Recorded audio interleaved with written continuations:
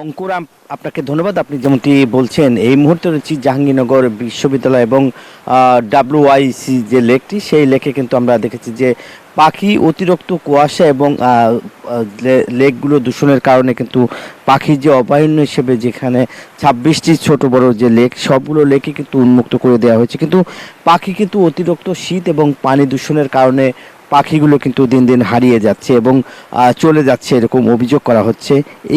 এইখানকার যে লেকগুলি রয়েছে এবং পাখি প্রায় 40 বছর ধরে পাখি আসে এবং এবার কিন্তু পাখি এসেছেন এবং পাখি কিন্তু চলে যাচ্ছে, যেহেতু বলা হচ্ছে অতিরিক্ত ঠান্ডা এবং শীত এবং ঘন কুয়াশার কারণে লেকগুলো এবং একই সঙ্গে যে লেক দূষণ হচ্ছে, সেই লেকের দূষণের কারণে কিন্তু পাখিগুলি আসলে বসতে পারছে না, এরকম অভিযোগ করছেন। এবং আমরা দেখেছি যে জাহাঙ্গীরনগর বিশ্ববিদ্যালয়, আপনারা জানেন যে সবুজ ক্যাম্পাস এবং গাছপালাতে সমৃদ্ধ যে পুকুর রয়েছে, প্রায় 40 বছর ধরে কিন্তু অতিথি পাখি জাহাঙ্গীরনগরে ঝাঁকে ঝাঁকে আসছে এবং পাখি আসলেও কিন্তু পাখি কিন্তু এখন ফিরে যাচ্ছে এবং বলছে যে পুরাতন যেসব লেকগুলি রয়েছে সেসব লেকগুলো কিন্তু এখন পুরাপুরি খালি রয়েছে এবং পাখির পরিমাণ একদম কমে গেছে এবং পাখি নাই বললেই চলে। এবং আমরা দেখেছি যে পাখির বিশেষজ্ঞরা আসলে যে কথা বলছে যে পাখির যে যাতায়াত এবং শব্দ দূষণ এবং বহুতল ভবন হওয়ার কারণেই কিন্তু যে পাখির যে ফ্লাই, সেটাকে আসলে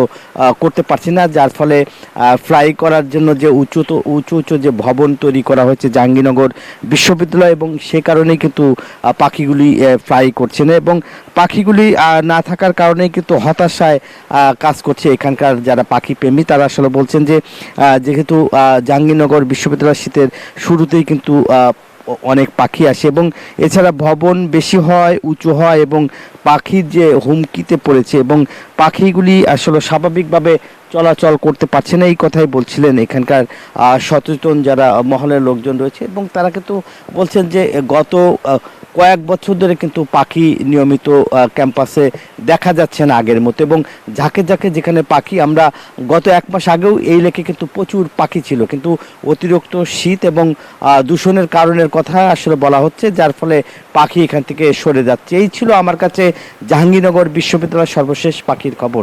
অঙ্কুর। নাজমুল, আপনাকে ধন্যবাদ। Bashundhara public school and college 2026 শিক্ষাবর্ষে ভর্তি চলছে।